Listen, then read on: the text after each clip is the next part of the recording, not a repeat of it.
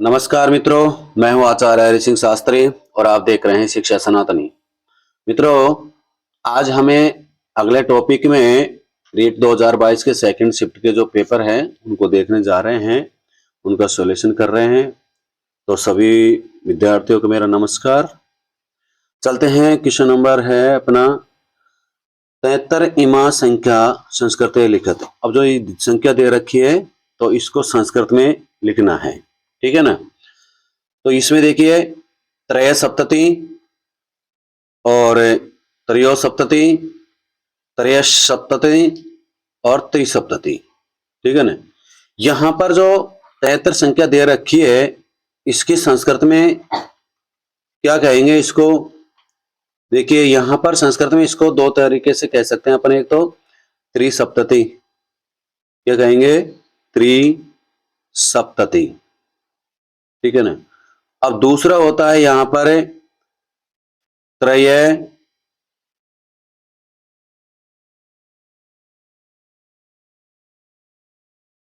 सप्तति,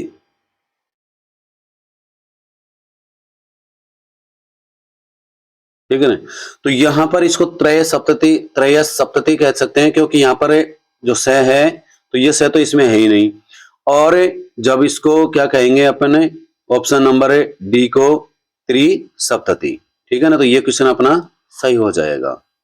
अगला है 6:10 हो रही है ना। अब इस समय को अपन को क्या करना है कि संस्कृत में लिखना है कि 6:10 है उसको क्या कहेंगे, सार्ध षडवादनम। सार्ध षडवादन का मतलब होता है यानी 6:30 हो गई हो, 6:30 बोलते हैं उसको। उसके बाद में है दशाधिक षडवादनम, 10 अधिक 6 बजने में, है ना। तो 10 अधिक हो जाएंगे इसमें। सपाद षडवादने, सपाद षडवादने का मतलब होता है 6:15, है ना।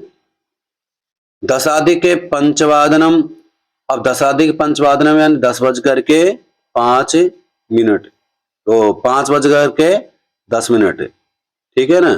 तो ये तीन में ऑप्शन है नहीं। और यहां करना क्या है कि 10 अधिक षडवादनम यानी कि 6:10 हो रही है तो कितने अधिक हो गए यहाँ पर 10। तो ये ऑप्शन क्या हो जाएगा हमारा, बी ऑप्शन सही हो जाएगा, ठीक है।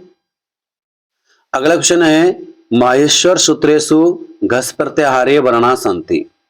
अब देखिए यहां पर कैसे छांट करके लिया है कंफ्यूज करने के लिए, क्योंकि अपन को ज्यादातर जस प्रत्याहार होता है ये, है ना। अब जस प्रत्याहार में क्या आता है कि वर्ग का चतुर्थ वर्ण आते हैं, वर्ग के चतुर्थ वर्ण आएंगे, है ना। और चतुर्थ वर्ण में अपन क्या करते हैं कि घ भय जय ढ, झ भय घ ढ ध और श करते हैं। कौन कौन से आते हैं इसमें, झ भय घ ढ और ध, ये आते हैं, ठीक है ना।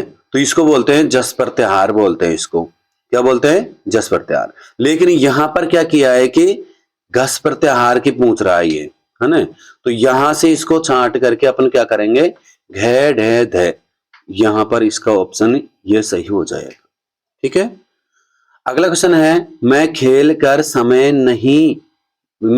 समय नष्ट नहीं करूंगा, ठीक है ना।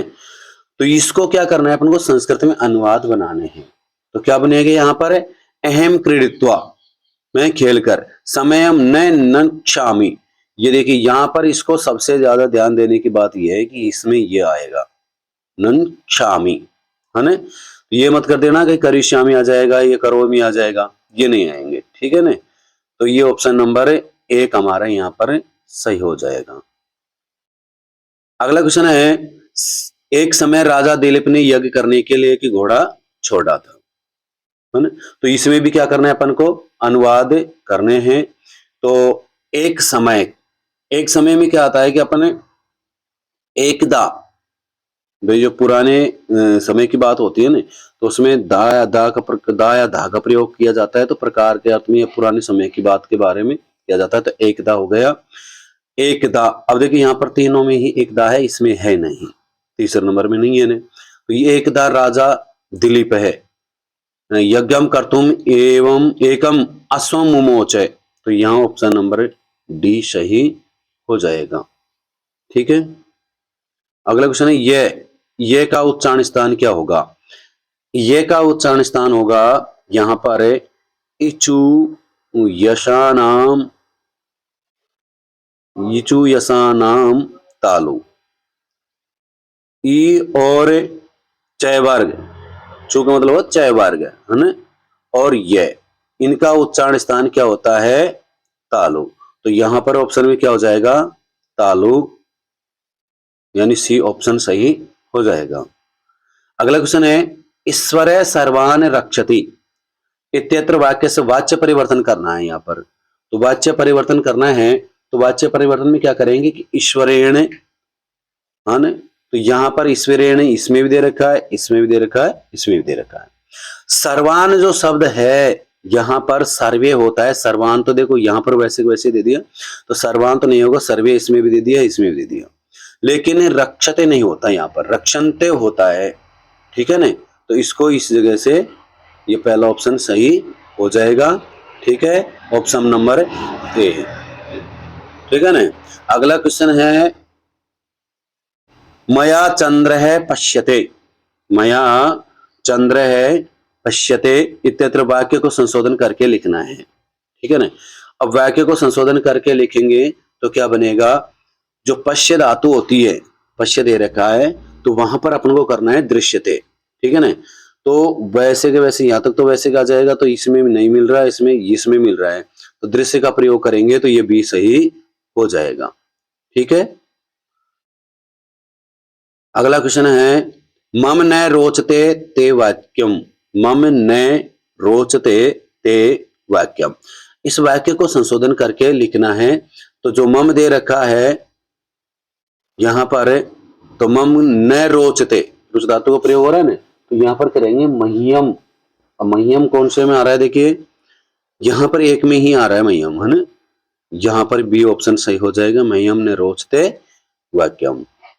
अगला क्वेश्चन है उदार चरिता नाम तो वसुधैव कुटुंबकम।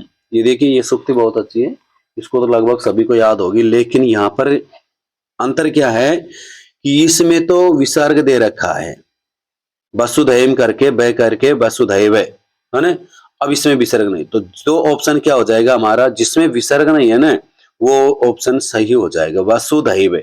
वसुधैव नहीं होता, ब नहीं होता, है ना, ब नहीं होता, वह होता है वो, है ना, वसुधैव, वसुधैव। ठीक है ना, तो वसुधैव कुटुंबकम, तो ऑप्शन हमारा कौन सा सही हो जाएगा? डी ऑप्शन सही हो जाएगा। अगला क्वेश्चन है संस्कृत भाषा शिक्षण से अनुपात क्रमस्य चय सिद्धांतानुसारेण प्रारंभिक स्तरे प्रधानता भवति। प्रारंभिक स्तर की बात कर रहा है, तो यहां पर क्या करना है अपन को? जो सबसे पहले क्या करना है कि जो मौखिक कार्य होता है ना, उसको यहां पर प्रधानता भवति, है ना। अगला क्वेश्चन है या भाषा अध्यापनीया सा स्वमाध्यमेनैव बोधनीया। भाषा शिक्षण की विधि है ये, कौन सी विधि है ना, तो यहां पर होगी जो प्रत्यक्ष विधि होती है ना, उसमें आती है ये। देखिए यह भाषा अध्यापनीय और सा स्वमाध्यमेनैव बोधनीया, तो यहां पर क्या करना है कि देखिए यहां पर ये पहले तो इसको समझिए अच्छी तरह से, समझने के बाद में यहां पर हो जाता है प्रत्यक्ष विधि में इसका प्रयोग किया जाता है। ठीक है, ऑप्शन नंबर ए। अब देखिए अगला क्वेश्चन है हर्बट की पंचविधि में कौन सा सोपान है? हर्बट की हमने पंचविधि बताई थी, पहले वाले क्वेश्चन में भी बता चुके हैं, पहले वाले जो वीडियो थी उसमें भी पंचविधियों का प्रयोग कर चुके हैं कि हर्बट की पंचविधि कौन कौन सी है। ठीक है ना, यहां पर हर्बट की पंचविधि है, देखिए पहले तो होती है प्रस्तावना, नंबर 1 पर क्या होगी? प्रस्तावना, प्रस्तावना। अब प्रस्तावना का दूसरा नाम क्या है? तैयारी, दूसरा नाम क्या हो जाएगा? तैयारी। ठीक है ना, उसके बाद में नंबर 2 पे आती है प्रस्तुतिकरण, नंबर 2 पे कौन सी होगी? प्रस्तुतिकरण। ठीक है ना, नंबर 3 पर होती है संगठन, संगठन या सहचर्य, संगठन या सहचर्य। नंबर 4 पर होती है तुलना, नंबर 4 पर क्या होती है? तुलना। और तुलना का दूसरा नाम क्या होगा? सामान्यीकरण। तुलना का दूसरा नाम क्या है? सामान्यीकरण, है ना? ठीक है। और नंबर 5 पर कौन सा हो जाएगा हमारा? मूल्यांकन या अनुप्रयोग।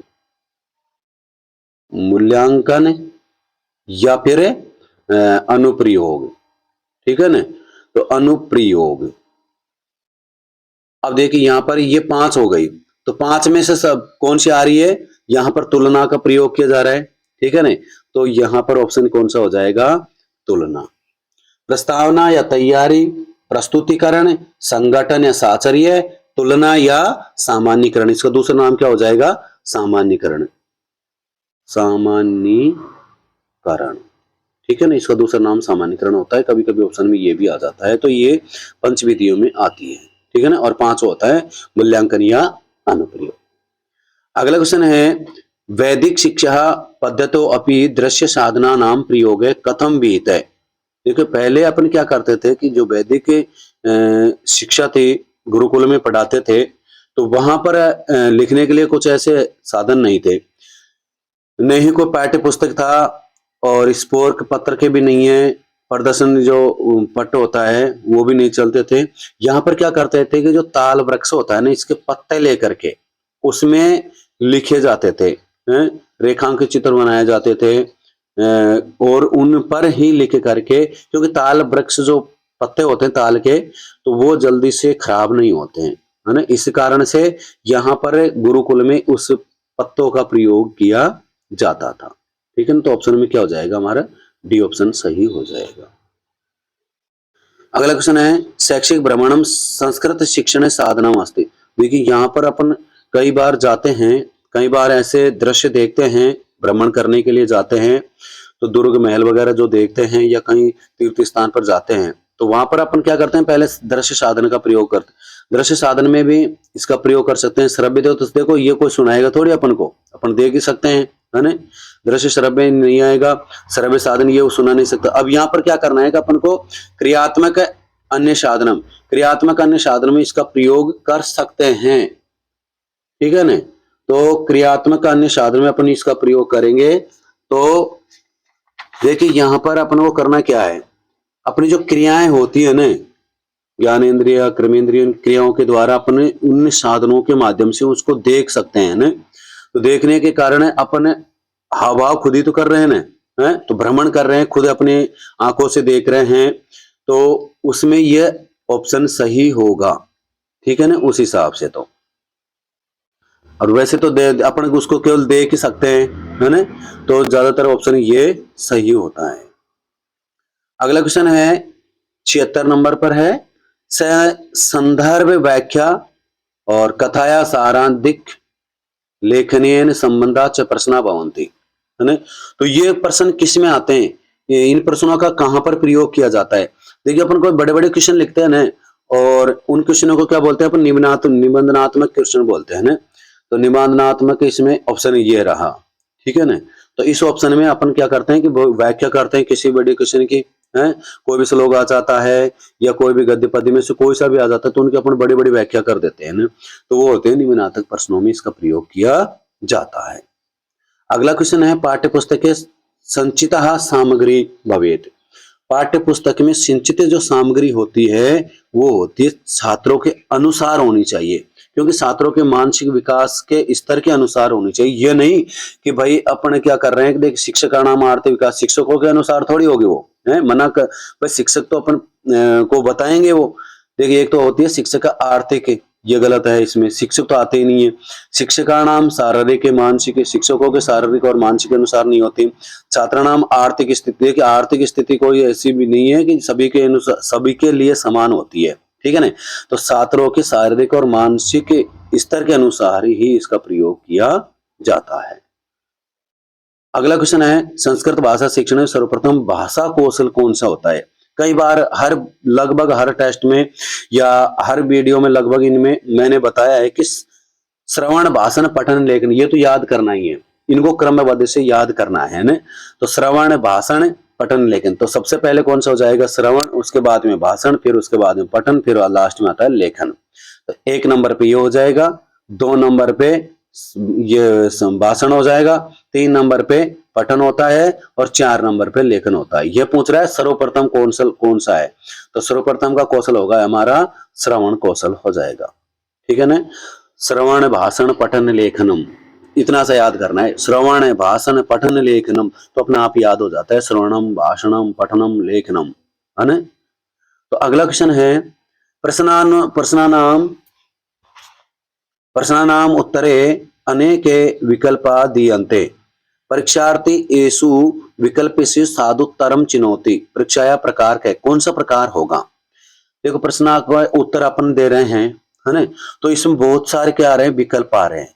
अब विकल्प देखिए अपन देखेंगे, जैसे ए आ रहा है, बी आ रहा है, सी आ रहा है, डी आ रहा है। अपन उसके बाद में ए ब से दे बोलते हैं उसको, ने ए ब से दे के इस हिसाब से भी बता दी जाते हैं, है ना?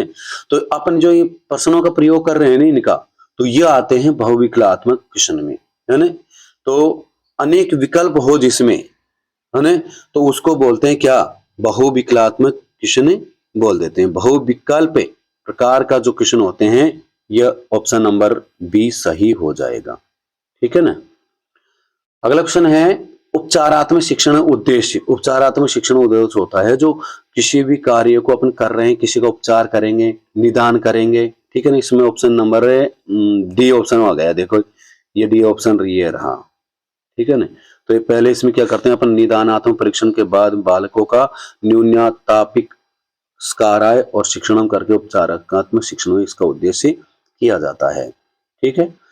अगला क्वेश्चन है, देखिए पहले तो यहाँ पर जो गद्यांश दे रखा है, पठित गद्यांश, उसको पढ़ना है और 81 से 85 तक के इसमें आंसर देने हैं। 5 क्वेश्चनों के आंसर आते हैं इसमें।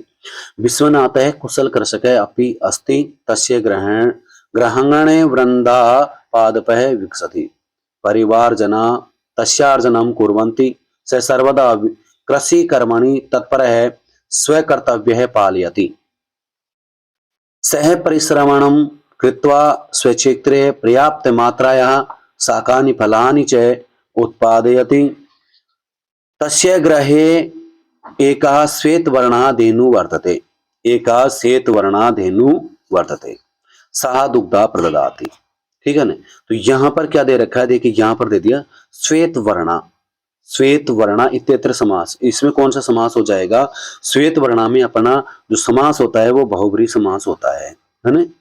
कौन सा समास हो जाएगा? बहुब्रीहि समास हो जाएगा।